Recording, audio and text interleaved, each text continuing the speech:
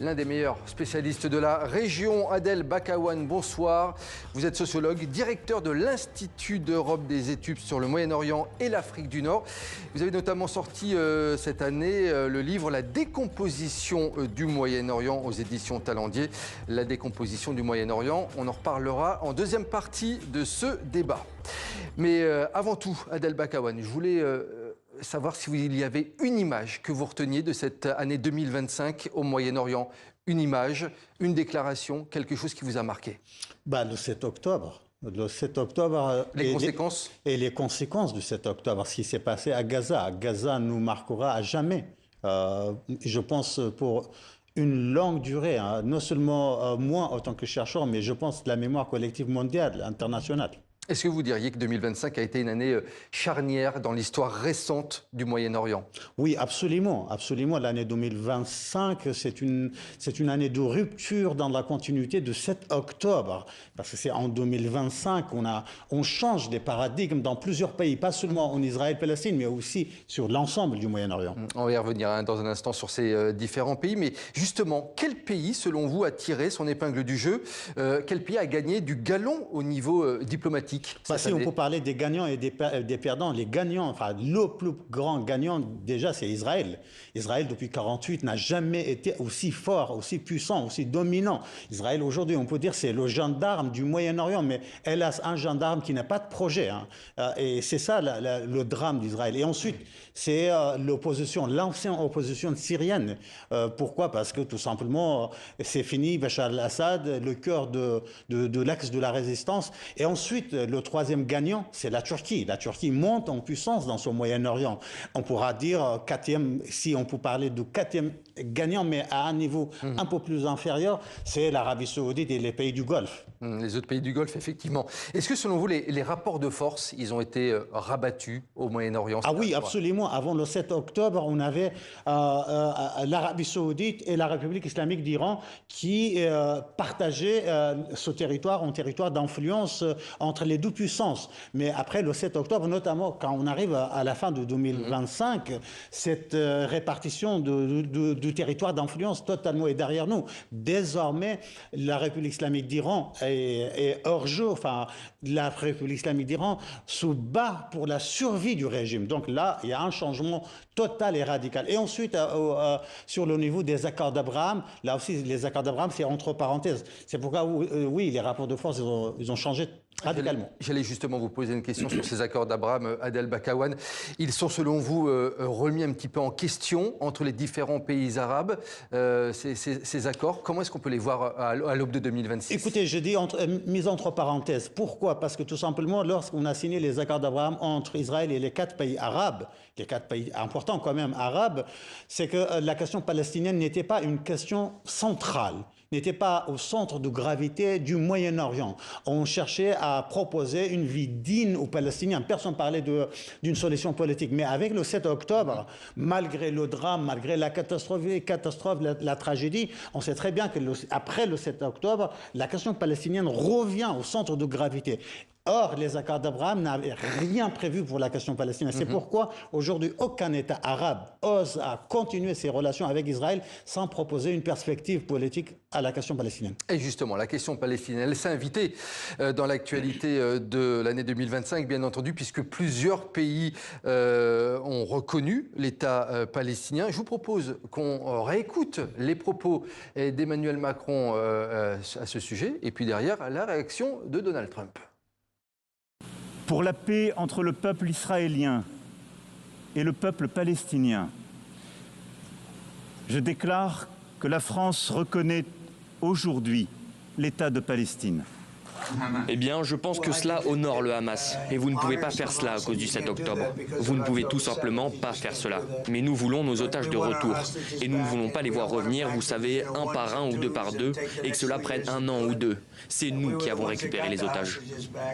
Adel Bakawan, 2025, une année très importante pour la Palestine, les Palestiniens, et donc la reconnaissance faite par plusieurs pays occidentaux. Très important pour les Palestiniens, mais très important pour l'Europe. Et dans l'Europe, c'est très important pour la France, parce que la France était isolée, la France était totalement absente, la France n'était plus un acteur déterminant dans la gestion des rapports de force au Moyen-Orient. Mais avec l'initiative française, vous savez, on passe de quoi à quoi? On passe après le 7 octobre, le président de la République propose une coalition internationale contre le Hamas. Et là, on passe de ce paradigme à un paradigme de l'adoption d'un État palestinien. La perspective, l'initiative française a remis, la France au centre de jeu à l'échelle internationale. La France revient en force. Et ensuite, la question palestinienne. La seule perspective viable pour la sécurité et la stabilité au Moyen-Orient, c'est cette initiative française, à savoir proposer un État aux Palestiniens. Alors, la question, quelle gouvernance pour les Palestiniens désormais? Alors, là aussi, on a encore, comme on a un drame israélien, on a un drame palestinien, parce que vous avez une autorité palestinienne totalement illégitime. Depuis 2006, il n'y a pas eu des élections. Mahmoud Abbas va avoir 90 ans. Une autorité palestinienne totalement noyé dans la corruption, n'est-ce pas? Noyé aussi dans la collaboration avec Israël au moment où Israël lance une guerre totale contre la bande de Gaza. Et là, donc, bien évidemment, avec cette autorité palestinienne, il est impossible d'avoir un État palestinien. Il faut absolument renouveler, réformer l'autorité palestinienne. Vous voulez dire par là, Adel Bakawan, que la recomposition politique palestinienne, ça va être l'une des clés de 2026? Ça doit être une des clés de 2026, ça doit être une condition préalable pour la mise en place, je dis bien la mise en place d'un État palestinien. Je ne dis plus la reconnaissance d'un État palestinien. La reconnaissance est déjà là, mais pour ce passage de l'autorité à l'État passe par un tunnel. Ce tunnel-là, c'est bien évidemment la réforme de l'autorité palestinienne et élire un nouveau président pour l'autorité palestinienne. Et hélas, à ce jour-là, il n'y a qu'un seul candidat qui pourrait prendre cette place et ce candidat est en prison. Et en prison.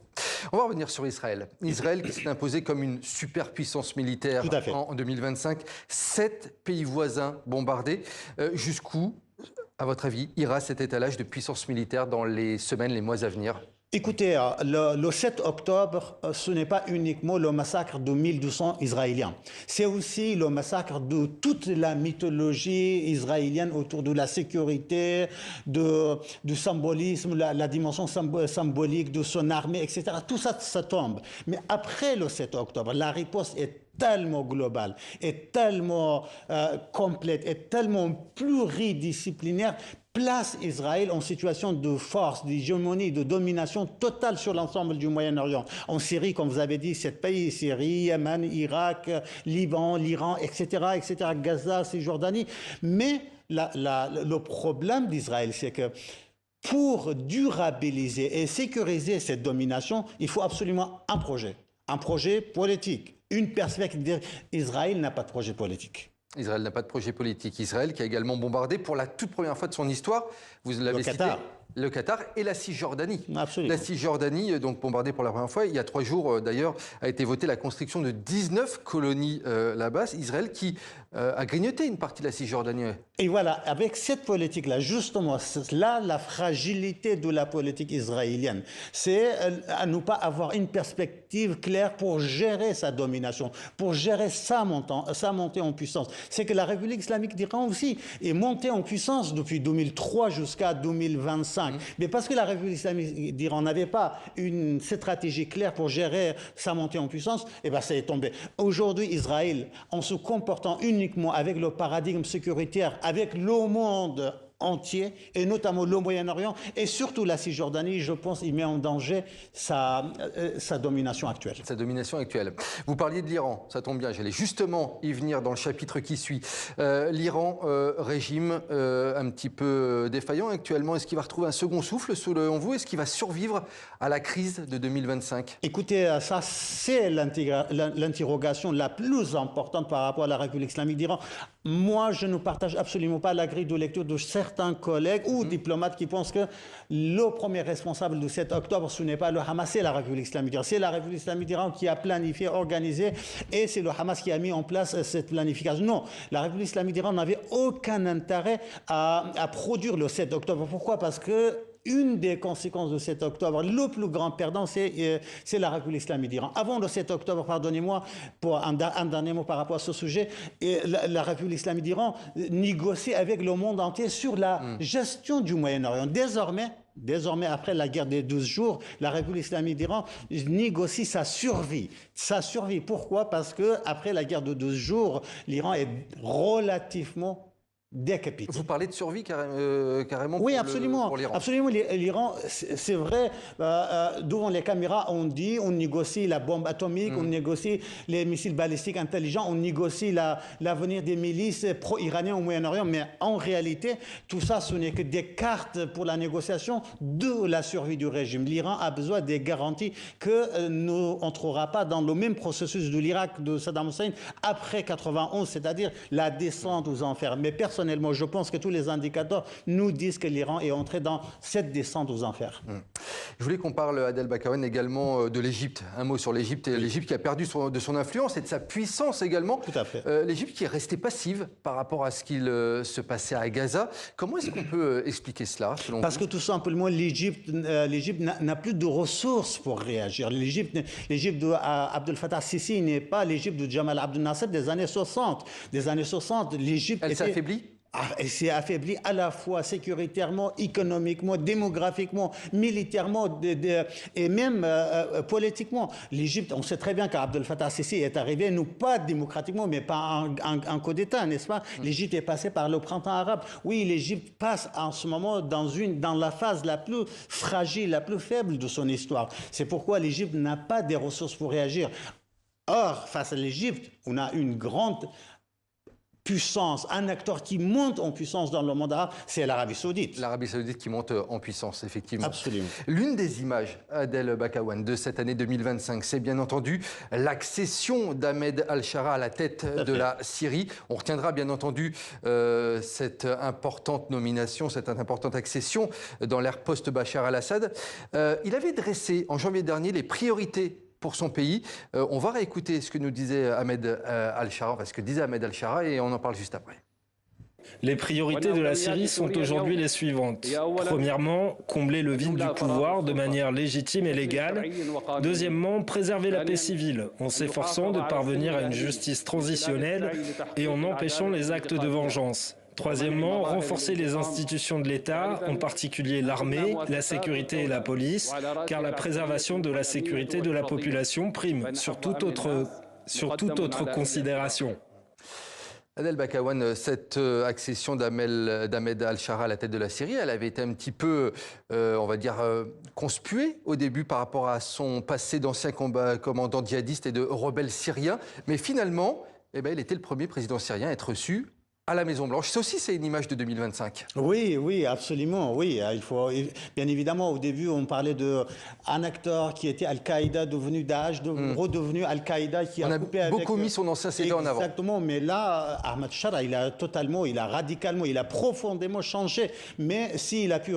Là, il y a un succès, un vrai succès, c'est qu'il a parfaitement réussi à supprimer toutes les sanctions contre son pays. Là, c'est un vrai succès. Mais par contre, il y a des échecs aussi. Au sein du pays ? Au sein du pays, le plus grand échec, c'est le massacre collectif des Alaouites, c'est la guerre contre les Druzes, c'est aussi l'absence d'un accord total avec les Kurdes, c'est l'occupation turque dans le nord, c'est l'occupation israélienne dans le sud. Autrement dit, le pays est devant le pire scénario si Ahmed Shara n'adopte pas un autre paradigme. Pourquoi vous dites pire scénario ?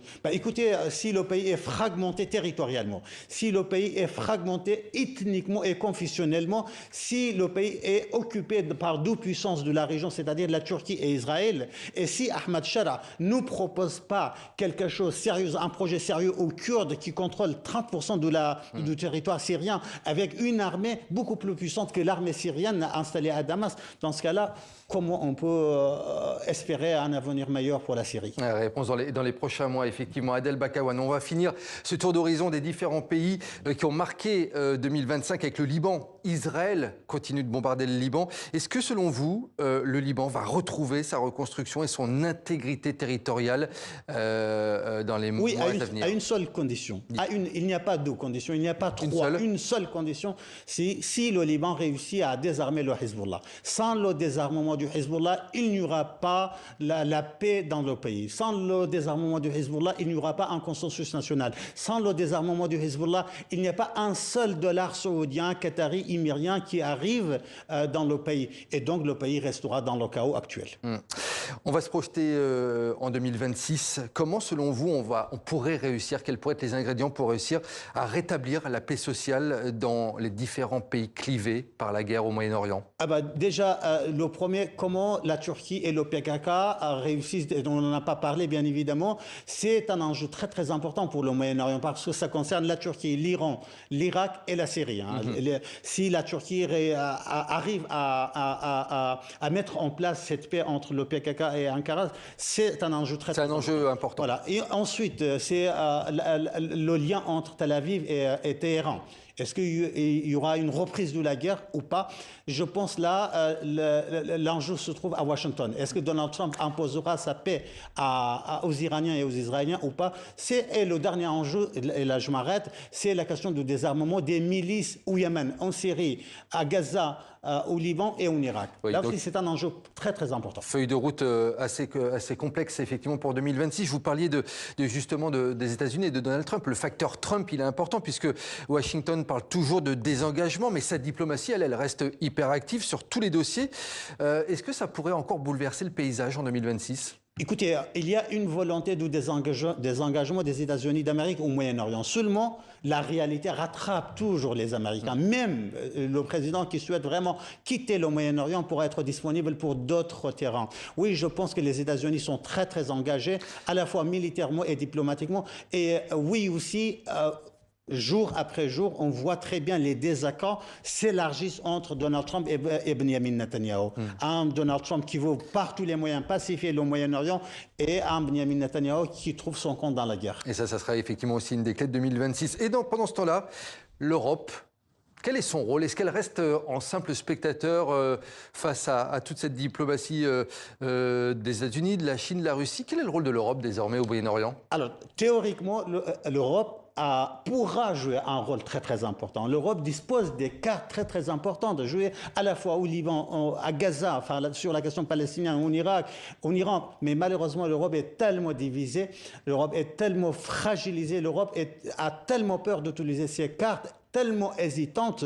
Oui, pour le moment, comme vous avez dit, c'est un spectateur. Adel Bakawan, vous avez écrit La décomposition du Moyen-Orient. On peut le dire, hein, vous n'êtes pas très optimiste concernant l'avenir de la région. Vous dites craindre une implosion régionale. Ce sont vos mots. Oui, absolument. Pour le moment, la décomposition du Moyen-Orient, il faut le dire, c'est géopolitique. La décomposition des accords d'Abraham, la décomposition des accords entre l'Arabie saoudite et l'Iran, la décomposition entre la Syrie, le Liban, la Syrie, etc., la décomposition de Bachar al-Assad. Mais c'est le moment le plus terrible pour le Moyen-Orient, c'est le quatrième moment que je n'ai pas écrit encore, et c'est une observation, c'est qu'au moment où on entre dans la décomposition territoriale, c'est la fin de ça explique au Moyen-Orient.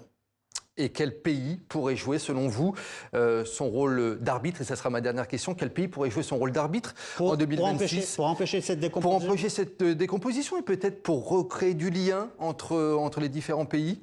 Écoutez, le premier pays, au premier degré, bien évidemment, au second degré, il y a d'autres pays, mais le premier pays qui pourra jouer ce rôle d'arbitre, hélas, c'est les États-Unis d'Amérique, et hélas, c'est Donald Trump. Hélas, Donald Trump, comme vous, c'est votre mot de la fin, votre conclusion. Donc, on suivra ça effectivement en 2026, une année qui sera encore très intéressante à suivre du côté du Moyen-Orient. Je rappelle le titre de votre livre, La décomposition du Moyen-Orient, c'est des éditions Talendier. Merci beaucoup, Adel Bakawan, d'avoir été l'invité de ce 64 minutes.